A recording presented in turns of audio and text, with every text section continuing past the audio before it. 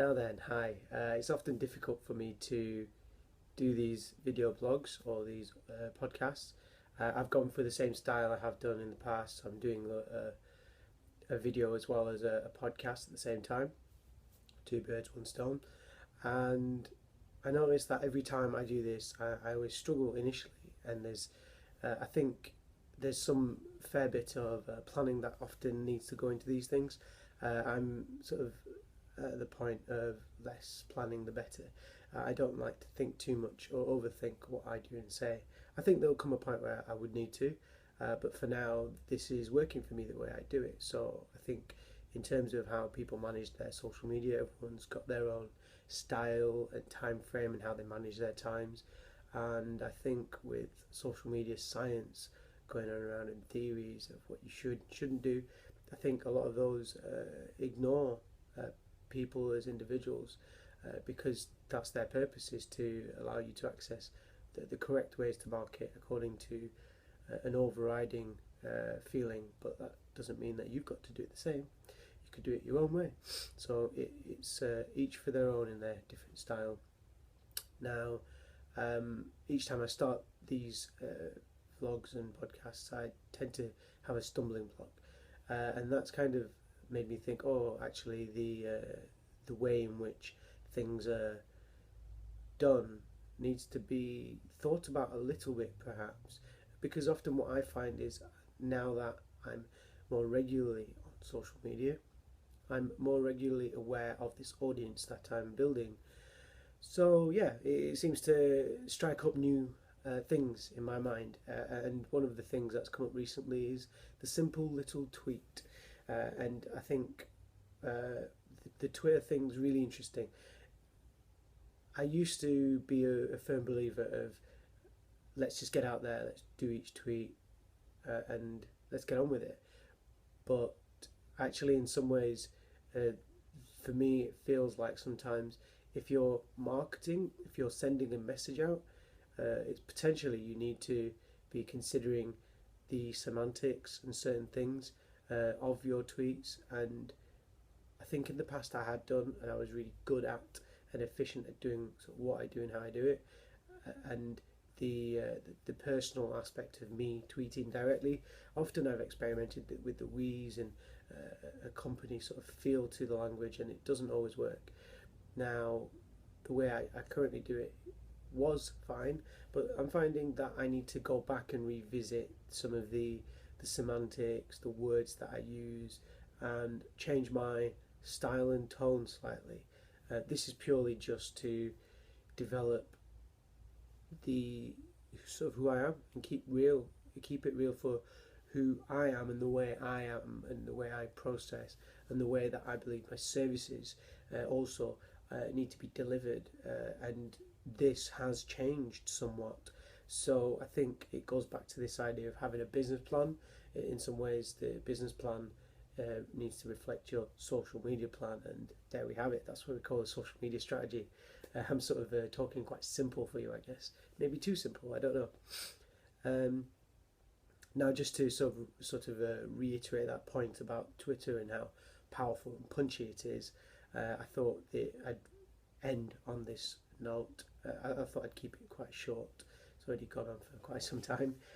But my main point in this vlog slash podcast is that it sort of is crucial for each person to understand the direction or the personality or the brand or the semantic field of words that they might choose to use. And these are skills that need to be not necessarily, oh, I'll go to a training session to do that.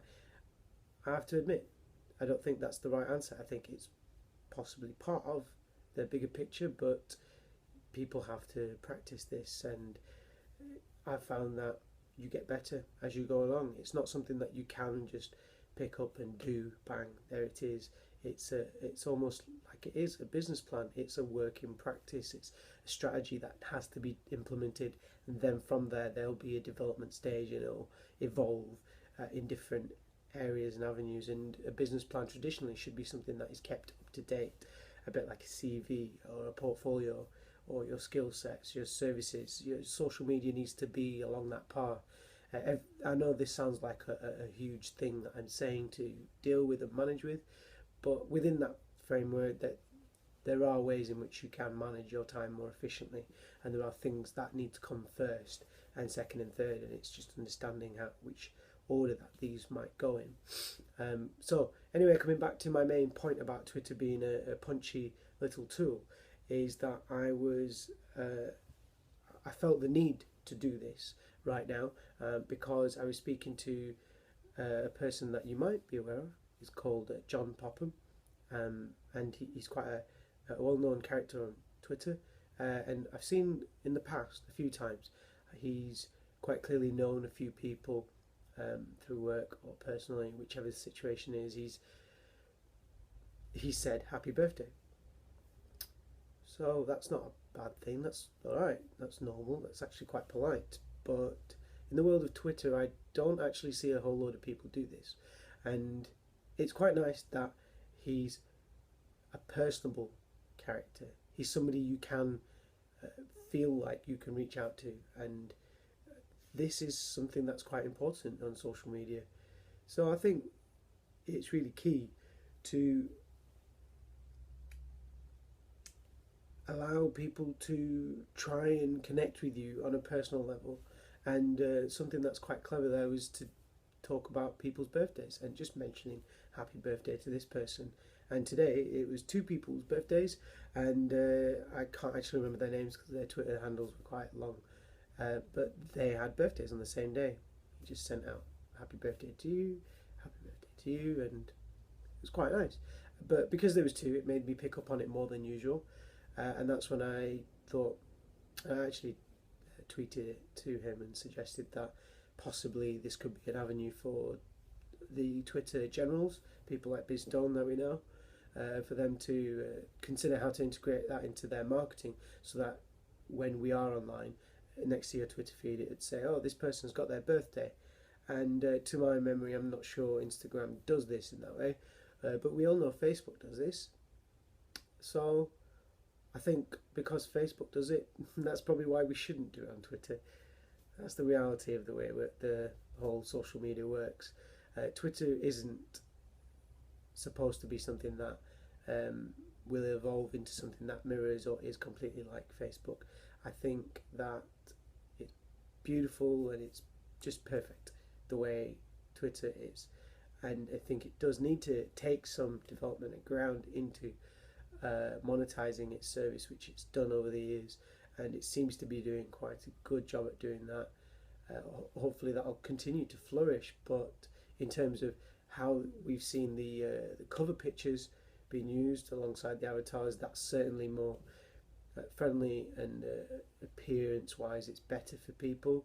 I did have my doubts and still do believe it's a fair bit like Facebook, but at the same time I think that the power of the words that we use need to be chosen and selected. So what we put across on Twitter is very key and important.